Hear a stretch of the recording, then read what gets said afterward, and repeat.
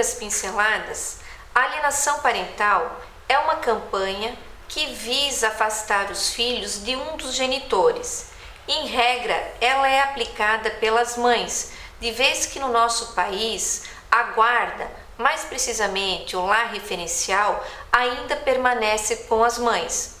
Mas não necessariamente ela tem que ser praticada pelas genitoras. Pode ser praticada pelo genitor, ou seja, o pai, ou pelas avós e avós. A gente sempre comenta que a alienação parental é o mal do século, porque ela não está atingindo os adultos, mas ela atinge exclusivamente os menores, os adolescentes, as pessoas menos protegidas desse relacionamento.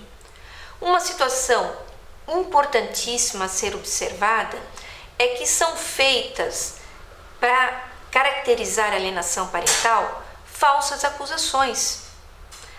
Um exemplo típico é o abuso sexual. Então, quando aparece uma alegação de abuso sexual como característica da alienação parental, a gente tem que ter uma cautela extremamente redobrada, porque um abuso sexual, ele não aparece em regra, sempre em regra, porque tudo tem as suas exceções, após o rompimento de um relacionamento. Se existe um abuso sexual, ele já vem anteriormente ao término desse relacionamento.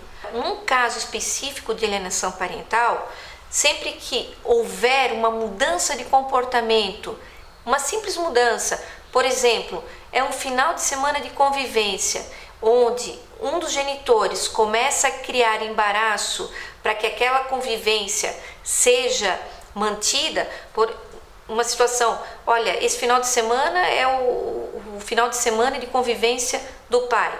Aí ele não pode participar porque vai ter uma festinha na casa da avó. A avó é importante com toda certeza, mas é o final de semana de convivência do pai. Então, nesse sentido, é muito mais importante que a criança permaneça com o genitor, porque ela já está afastada a semana inteira. E a avó materna, ela pode conviver com a criança durante o período que está com a mãe. Então, tem que ser respeitado. Ou, por exemplo, faz um aniversário do cachorro. A gente vê isso constantemente. É lógico que a criança quer participar do aniversário do cachorrinho.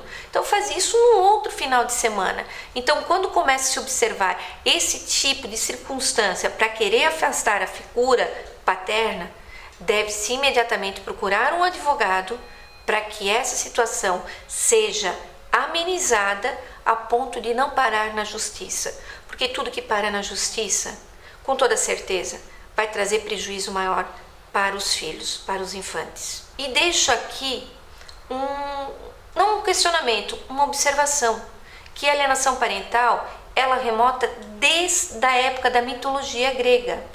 Então, Medeia, ela já praticava essa alienação parental quando Jasão terminou o relacionamento e procurou um novo casamento.